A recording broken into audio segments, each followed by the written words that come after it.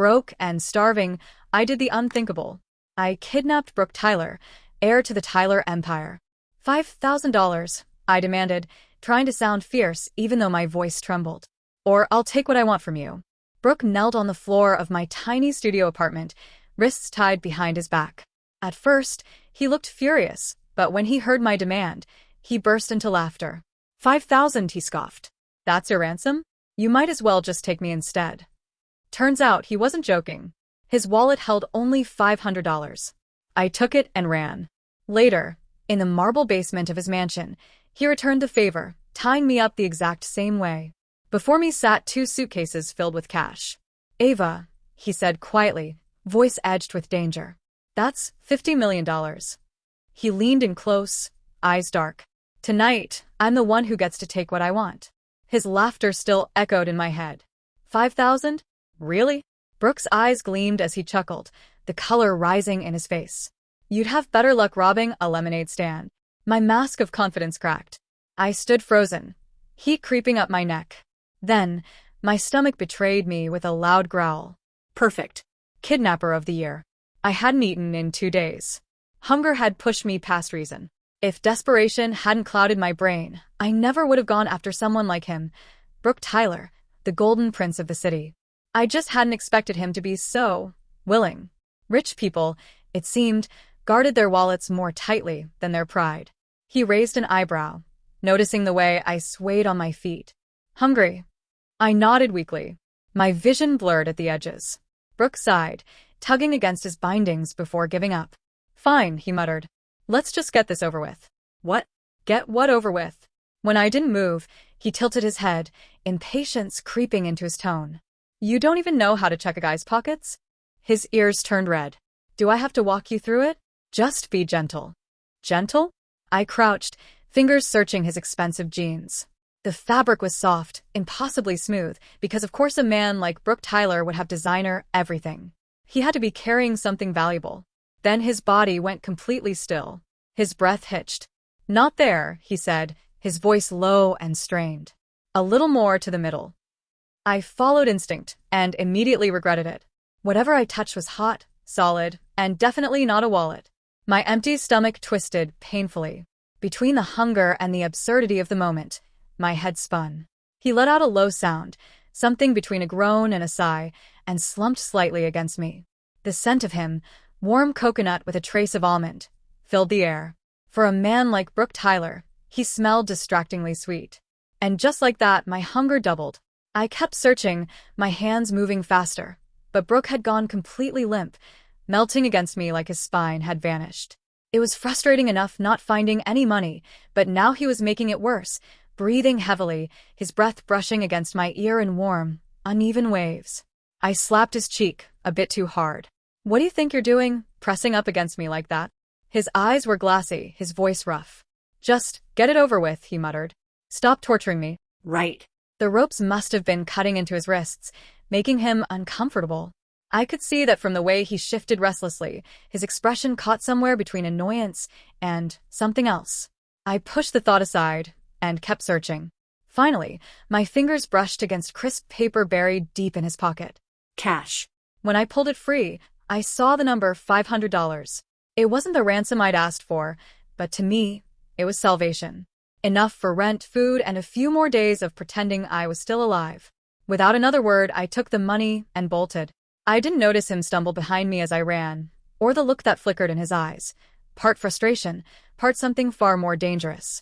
With money in hand, I found the nearest food truck and ordered a steak burrito loaded with everything: cheese, salsa, guacamole. The first bite sent heat flooding through me, and before I knew it, tears were running down my cheeks. I hadn't cried when I lost everything, but that bite broke me. 2 weeks earlier, my family's company had gone bankrupt. My parents, crushed by the debts, had jumped from the roof of their office building. Overnight, I went from a girl people envied to a broke, parentless nobody. I left our mansion with only a photograph of them. The university dorms were closed for winter break, and I'd never learned how to save. I used what little I had to rent a shoebox apartment and promised myself I'd figure it out. I found a job at a convenience store that offered free meals for employees. That was my only way to eat. But 2 days ago, I arrived to find the place gutted, shelves bare, lights out. I texted my manager. What happened? He replied instantly. Bad economy. Closed down. You still owe me my pay. I typed, hand shaking. You didn't finish the trial week. No pay.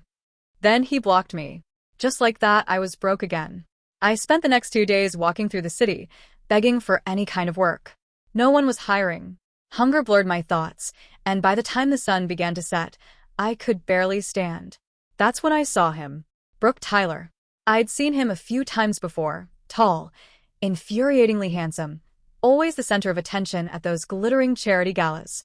Even out of a suit, in a gray hoodie and jeans, he had that same impossible aura. He leaned lazily against the wall outside a Michelin-star restaurant, his expression distant. And he looked drunk. He swayed slightly, face flushed, lips parted in a half-smile that didn't quite reach his eyes. That was the moment a dark, reckless thought took hold. My life was already over. What did I have left to lose? So I approached him. I smiled, pretended I was helping him home, and led him straight to my apartment, where I tied him up. Only after I'd eaten and thawed out did the horror sink in. Brook Tyler, heir to the Tyler fortune, was still tied up in my apartment. Oh no, I whispered, clutching my head. Hunger had made me stupid. This wasn't a random guy off the street. This was a man with more lawyers than I had meals in a month. He could ruin me with a phone call. In a blind panic, I bought him a $20 bubble tea as a peace offering and sprinted home, heart pounding. But when I opened the door, the ropes lay discarded on the floor. He was gone. My legs almost gave out. I hadn't even apologized. Was he calling the cops right now? If he did, I'd be done for. If he didn't, maybe he'd come for revenge, which was somehow worse. My hands shook so much I could barely pierce the plastic film on the bubble tea. I sipped it numbly, the sweetness already fading. Maybe my luck had, too. That night, I curled up on my thin mattress and cried myself to sleep, trapped between fear of the law and fear of Brook Tyler. The next few days were a haze of anxiety, but thanks to Brook's $500, I scraped by. Hunger still gnawed at me, and at times, I half wished the police would show up. At least then I'd have an excuse for my chaotic life. But they never did. Eventually, I found a new job as a caddy at a high-end country club. The base salary barely covered tuition, but with a stroke of luck or good tips, I might scrape together enough for rent and food. I changed into the ill-fitting uniform and took my place near the green, waiting for the players I'd been assigned. When they came into view, my stomach dropped. I ducked my head, hoping to vanish. Brook Tyler led the group. Of course. And on his arm, draped like a trophy, was Maggie Vance, the daughter of my parents' fiercest rivals. While my family had been ruined, the Vances thrived. Rumor had it the families were plotting a merger through marriage. No wonder I'd been desperate enough to kidnap Brook. Maggie's gaze swept over me as they passed, sharp and calculating. I froze, feeling the sting of humiliation. Then she smiled, a predatory, dazzling flash of teeth. You must be today's caddy, she said, her voice syrupy sweet. You look so familiar, like a friend of mine. I forced a whisper. I think you're mistaken. She tilted her head, still smiling. Maybe I am.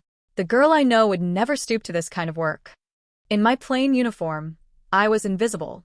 Brook, standing tall beside her, didn't glance my way. Maybe he hadn't seen me clearly in my apartment. Maybe, just maybe, neither of them had any idea who I was. My heart finally slowed, ever so slightly.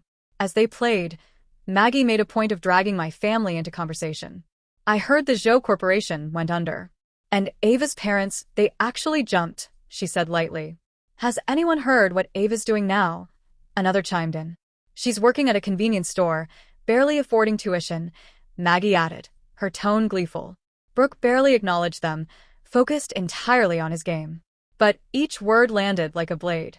The Vances had thrived while my family collapsed, and this was their way of celebrating. I kept my head down, clinging to my work, wishing I could disappear. But something was wrong with Brook. For hours, he hadn't pocketed a single ball.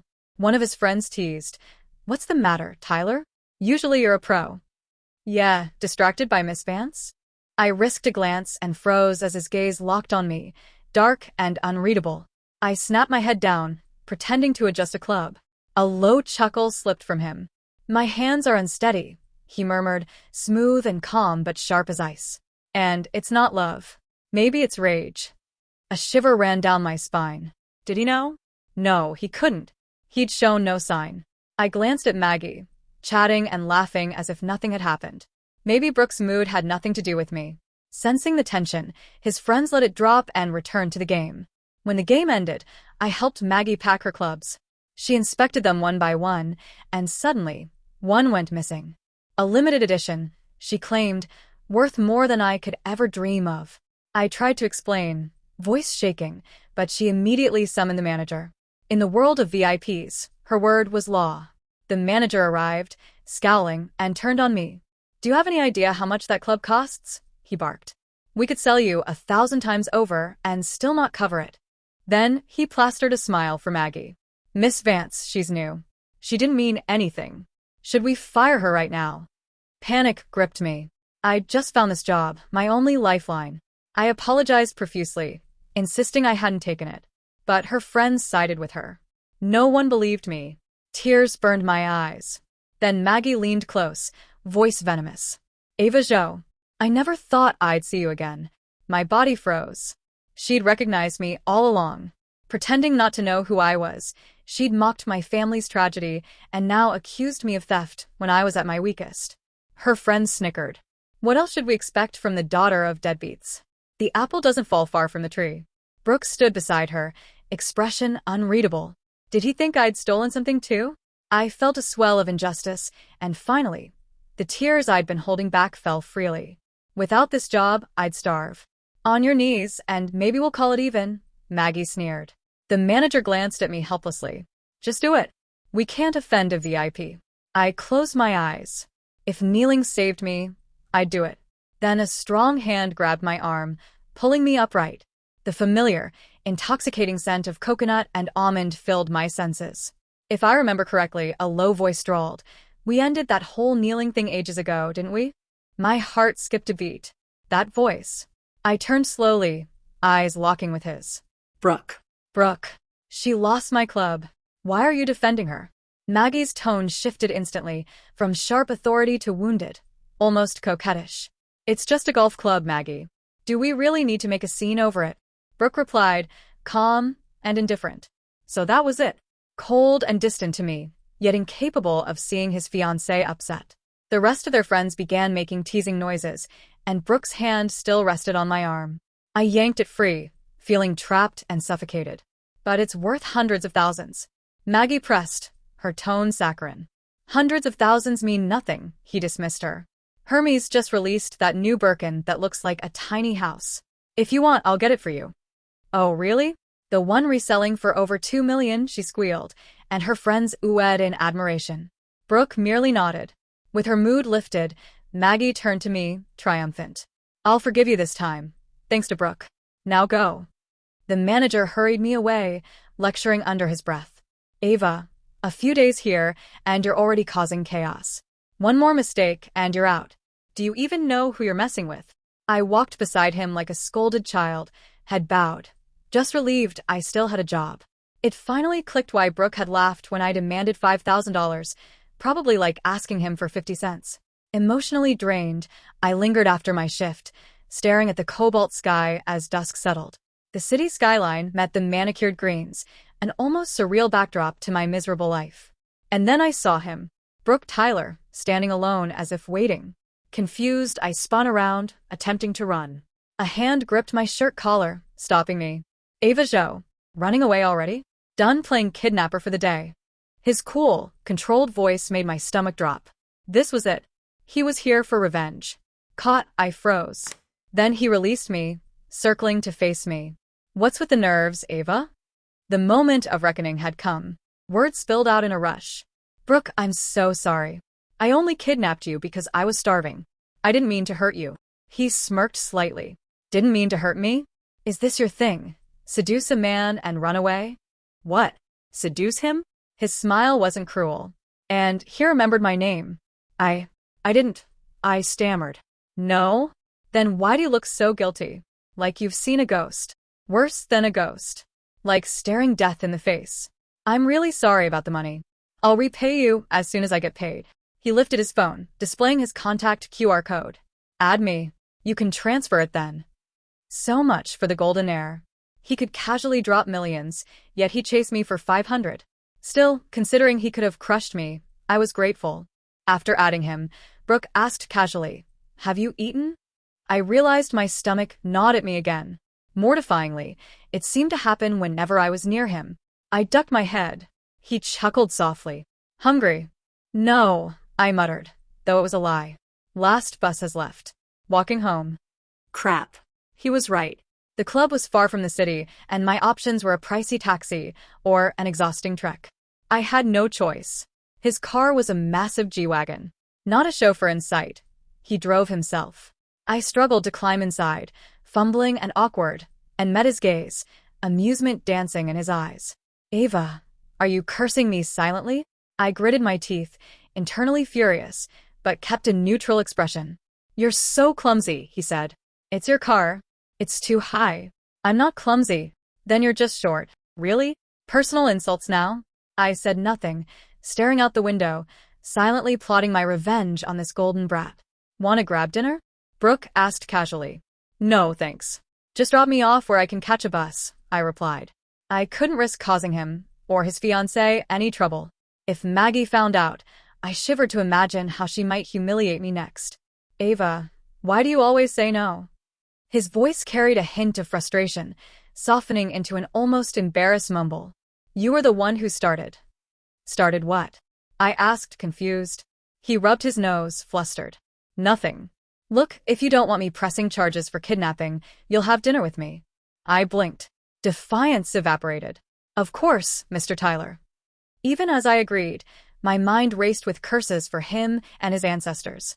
I barely noticed his knuckles whitening on the steering wheel or the blush creeping from his neck to his ears as he stared straight ahead, pretending to focus. Brook drove me to a fancy restaurant. I hadn't been in a place like this since my family's bankruptcy. Prices nearly made me choke. I settled on the cheapest option, a side salad. Across from me, Brook hadn't chosen yet. He scanned the menu, then waved the waiter over. "We'll take the couple's set menu. It's a better deal," he said casually. I froze. A man who could gift a multi-million-dollar bag without blinking was trying to save a few bucks on dinner? He cleared his throat awkwardly. "Don't get the wrong idea. This set just happens to have everything I want, and it's reasonably priced." "Right," I muttered, trying not to roll my eyes. Dinner came quickly. Brook seemed in good spirits. Afterward, he drove me home. His enormous G-Wagon looked absurd parked in my cramped lot. He nearly scraped the bumper trying to maneuver it. "You live here?" he asked, surprised. I lowered my head to apologize. "Ava, why are you always apologizing?" he sighed. "I meant it's not safe for a girl to live here alone." "It's fine. The neighborhood's actually okay," I said quickly, hurrying inside. A moment later, my phone buzzed, a bank transfer notification from Brook Tyler. The note: "Find a new place to live." The amount? $100,000. I stared. With this, I could quit my job, focus on school, and breathe for the first time in months. Yet after a long pause, I hit return. "Thank you, but I'll be back in the dorms next month. I don't need this. I'll repay the $500 as soon as I get my salary." After losing my parents, I knew kindness often carried strings. Brook had a fiancé, yet he offered me this. Ambiguous actions. Ambiguous intentions. A dangerous game. I resolved to keep my distance. Brook didn't respond. Over the next month, I occasionally saw him at the club. The manager, terrified of another incident, always assigned another caddy to him. I stayed far away. Maggie never returned, which puzzled me. Someone who had relished humiliating me had disappeared. Thanks to tips and my salary, I covered tuition and living costs. A few days before classes, I left the tiny apartment and moved back into the dorms. I sent the $500 I owed Brook. He didn't accept the payment, but replied immediately. "Back at school?" "Yes." The chat ended there. My chest felt empty.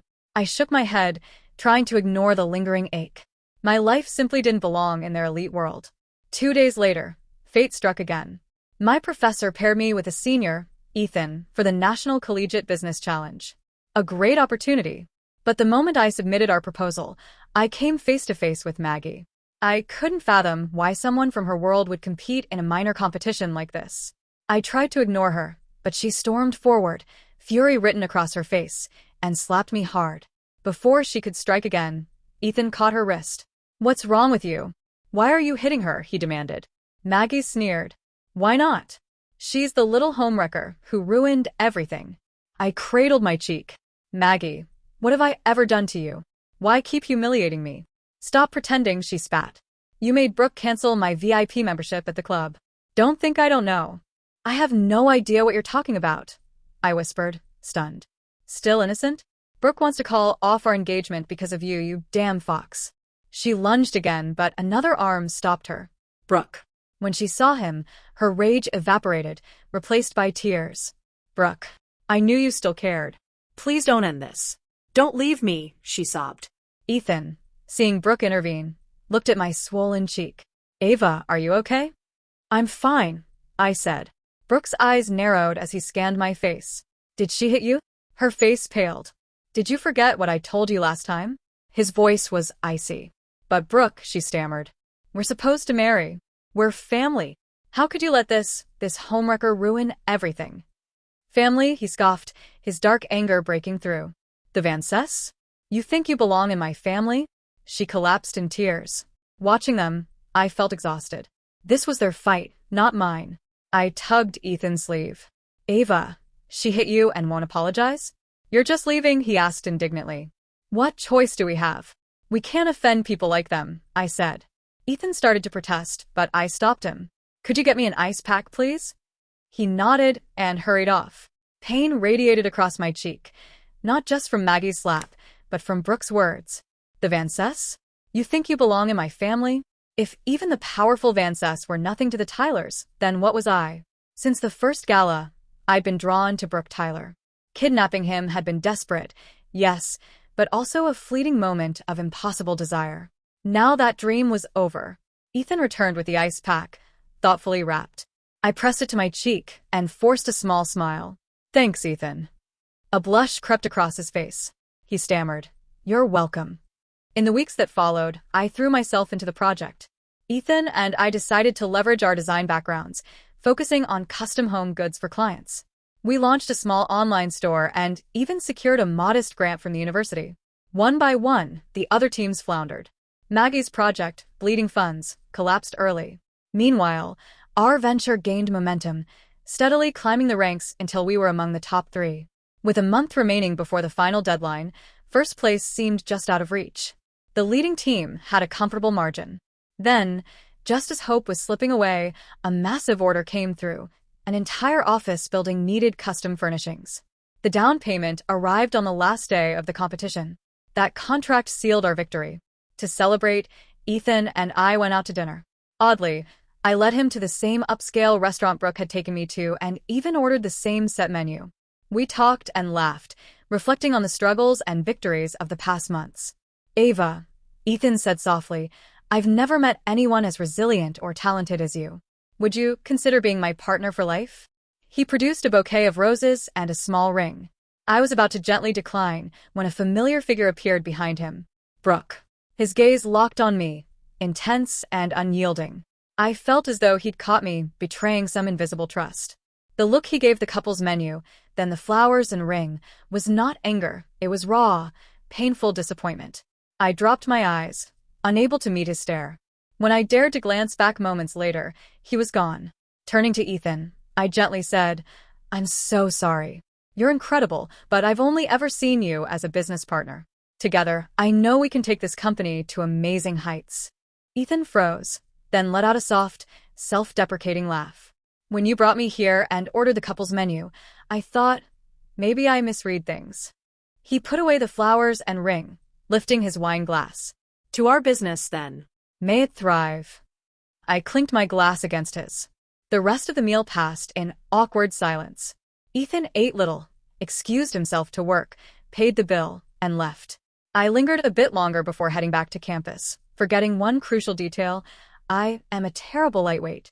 That single glass of wine had gone straight to my head. As I stumbled out, the world spun, and through the haze, I thought I saw someone waiting in the shadows. Brooke?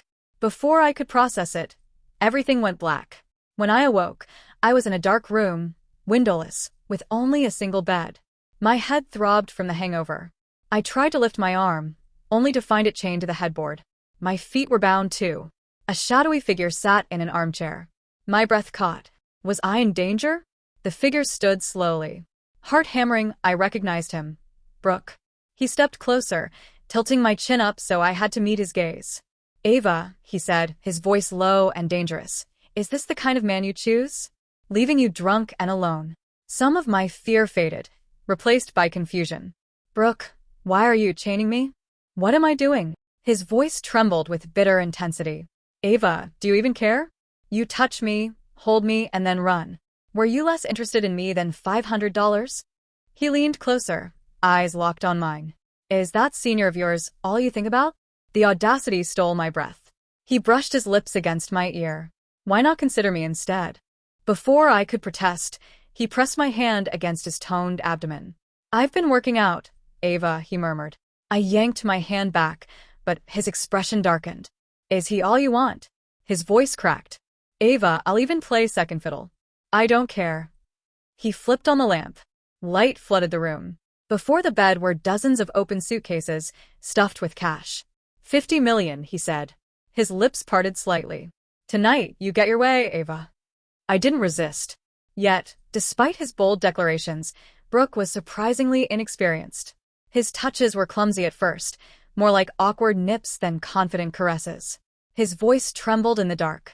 Ava, help me. I can't. Soon enough, it wasn't him who faltered. It was me, pleading for mercy. No more, Brook. My back.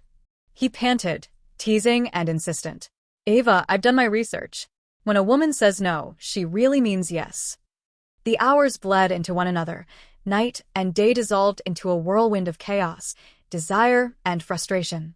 When I finally woke, the first thing I reached for was my phone. Brook's expression fell. No, he said, voice sharp and slightly wounded. Are you going to call that little girl senior of yours? His eyes glistened with something vulnerable. Ava, I don't want to be your side piece. I want all of you. His intensity, mixed with raw vulnerability, made me smirk. But aren't you engaged to Maggie? He snapped upright. Who said that? For the next half hour, he explained everything. Years ago, Maggie had donated rare blood to his sister, and the Tyler family had felt a lasting debt. Business alliances followed. The Van Cess had grown rich, riding on the Tylers' coattails. Maggie wanted more. She wanted Brook. Then why offer her that insane bag? I asked. He shrugged. It's just a bag. I couldn't watch her humiliate you. I canceled her VIP membership right after. I told her never to appear in front of you again. I didn't expect to see her at that competition, and hit you. He unlocked his phone, showing proof that he'd severed all ties with her. I didn't need to check. I looked into his eyes instead. Brook, when Ethan proposed yesterday, I turned him down. A light, almost radiant, appeared in his eyes. Really? So I'm not the side piece? Of course not, I whispered. Then what am I? Number 2? Number 1? There's no one else, I said firmly. His expression softened. Then, Ava, what's in your heart? Tell me. I'll handle the rest. His eyes widened in sudden realization. Wait, are you saying yes? To me? Before I could answer, he freed me from the chains, scooped me up, and carried me upstairs. My back ached, but the soreness was almost pleasant. Wifey, he murmured against my neck. Just once more? I slapped his cheek. Brook Tyler, are you trying to kill me? Brook sighed. I woke up and realized I was being kidnapped. But I wasn't afraid. Not at all. Because I recognized her immediately. Ava Zhou, the girl who had stunned me the first time I saw her at that gala. Before I could even get her number, I heard her family had fallen into ruin. I couldn't reach her. I was miserable. I drank. Do you believe in love at first sight? I asked my friends. They laughed. I left the party early, frustrated and sulking. Maybe I was drunk, but I thought I saw her. Ava. Next thing I knew, I woke up to her hands on me, her body pressed to mine, demanding money. $5,000. I wanted to laugh. 50 million wouldn't have been too much to offer. But before I could speak, she had my cash in hand and ran, leaving me flushed, frustrated, and coiled with desire. The most humiliating, yet unforgettable moment of my life. Later, I saw Maggie tormenting her. I made sure Maggie stayed out of Ava's life, quietly funneling a major contract to her fledgling business. I wanted to do this right. Slowly. Carefully. But when I saw her senior trying to win her away, I knew I couldn't wait. It was time for her to feel a little of the chaos she'd caused me.